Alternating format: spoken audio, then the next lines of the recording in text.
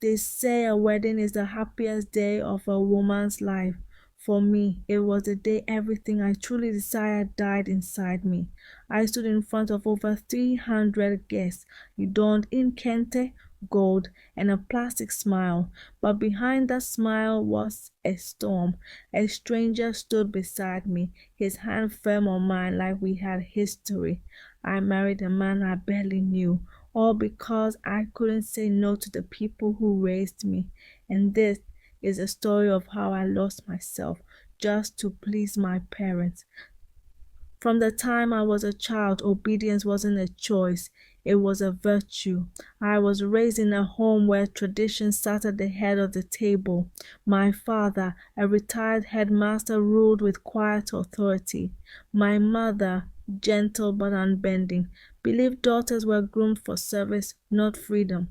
Whenever I questioned anything, they'd say, Abena, you will understand when you are older. Before they chose Kojo for me, there was Kwame.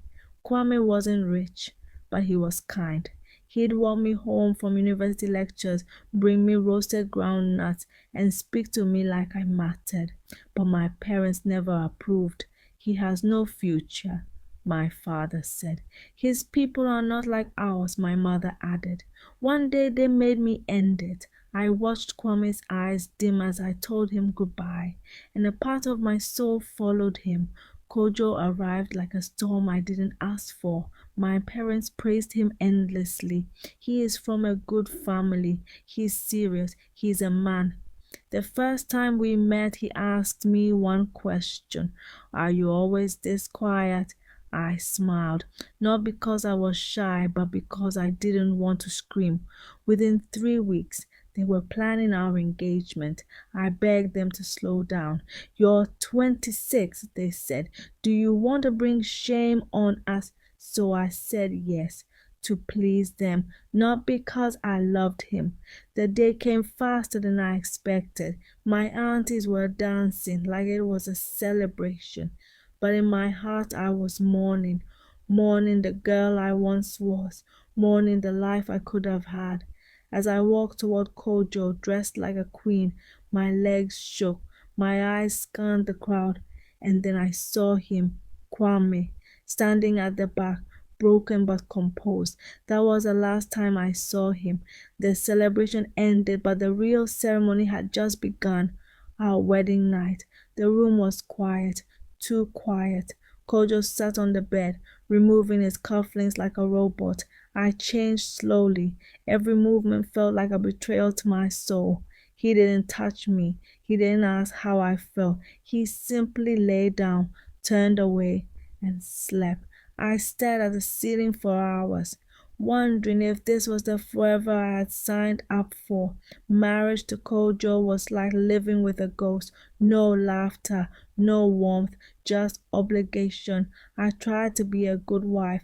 I cooked his favorite meals. I cleaned, but I never touched his heart. One day I asked him, do you ever think we rushed into this? He shrugged. It was the right thing to do, he said. Right for who? For our families, for tradition, but certainly not for me. My mother called often. Abena, you're glowing, she would say. I wanted to scream, no ma, I'm shrinking. But instead I'd smile through the phone, pretending. She would always end with, you've made us proud. Proud of what? That I was miserable in silence. I started losing weight. I stopped writing. I stopped laughing. But as long as my mother smiled at church, I was expected to endure. It all came crashing down.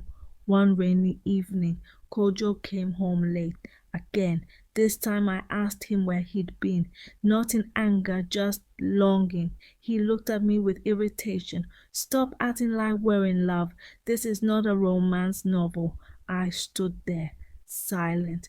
That night, I packed a small bag. No plans, no money, no backup.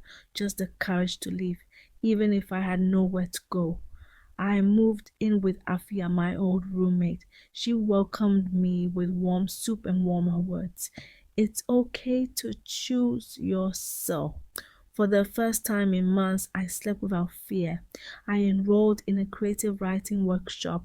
I started journaling again, and little by little, I found pieces of the girl I had buried to please everyone else. It wasn't easy, but freedom rarely is. When I finally visited my parents, the silence was sharp. My mother wouldn't look me in the eye. My father simply asked, "So you've decided to disgrace us?" "No, Papa, I decided to live." I told them everything, the emptiness, the silence, the pain. My mother wept.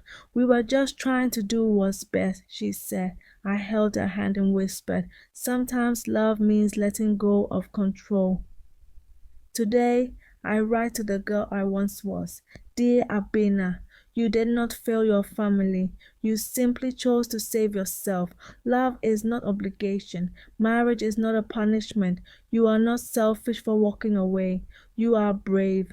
You are worthy of joy, of a home filled with warmth. And someday love will find you on your own terms. Until then, keep living for you.